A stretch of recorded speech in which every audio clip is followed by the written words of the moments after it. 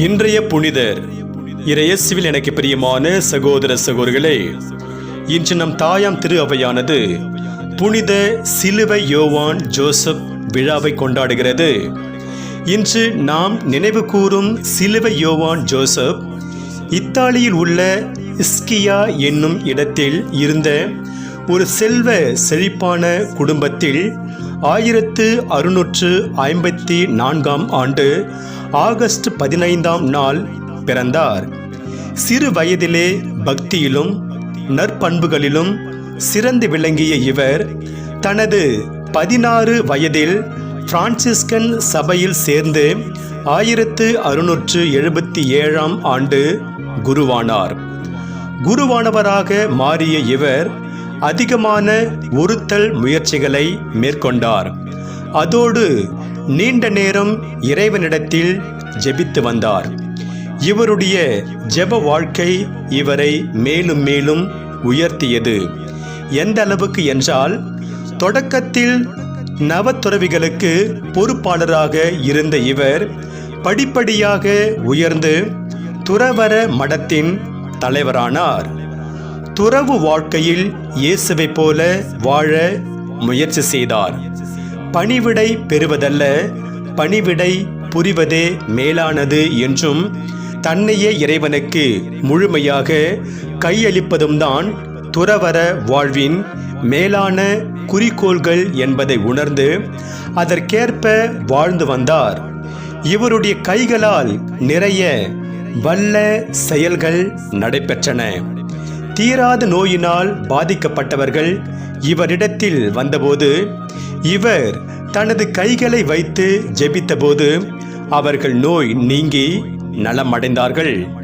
இவர் வசதியான குடும்பத்திலிருந்து வந்த போதும் கூட எப்போதும் ஏழ்மையையே கடைபிடித்து வந்தார். ஏழ்மை, தாழ்ச்சி போன்ற புண்ணியங்களில் சிறந்து விளங்கிய சிலுவை யோவான் ஜோசப் மரி அன்னையிடம் மிகுந்த பக்தி கொண்டு வாழ்ந்து வந்தார். தன்னுடைய வாழ்க்கையில் துன்பங்களும் இன்னல்களும் சூழ்ந்த நேரத்தில் மரியாளிடத்தில்தான் இவர் மிகுந்த பக்தி கொண்டு ஜெபித்து வந்தார். மரியாவும் இவருக்கு மிகப்பெரிய ஆறுதலாய் இருந்து வந்தார்.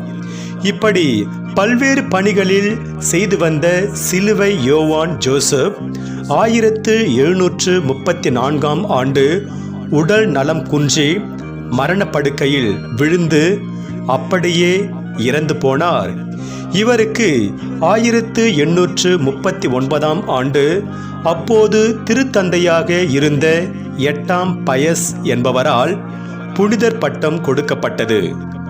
தூய சிலுவை யோவான் ஜோசப்பின் விழாவை கொண்டாடும் நாம் அவரிடமிருந்து என்ன பாடத்தை கற்றுக்கொள்ளலாம் என சிந்தித்து பார்த்து நிறைவு செய்வோம்.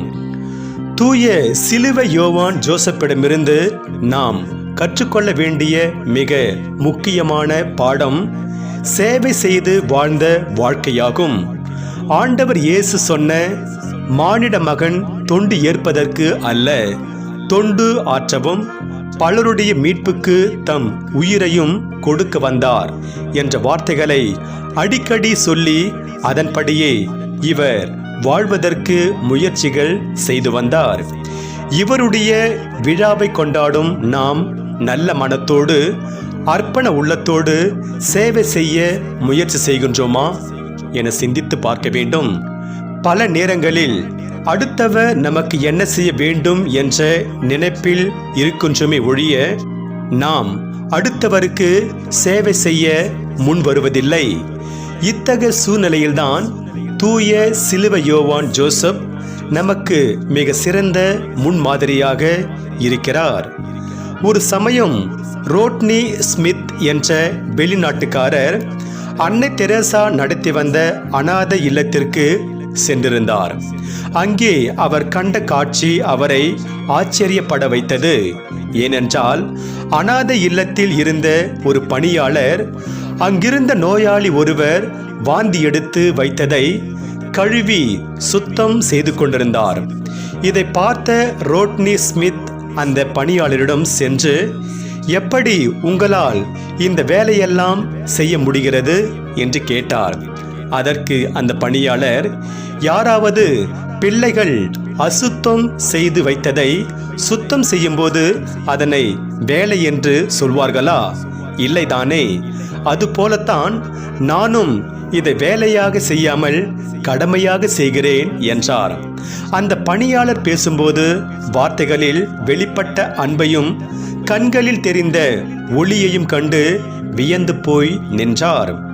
தான் செய்த பணியை ஏதோ ஒரு கடமைக்காக செய்யாமல் உள்ளார்ந்த அன்புடன் செய்ய அந்த பணியாளரின் செயல் உண்மையில் நமது பாராட்டுக்குரியதாக இருக்கிறது.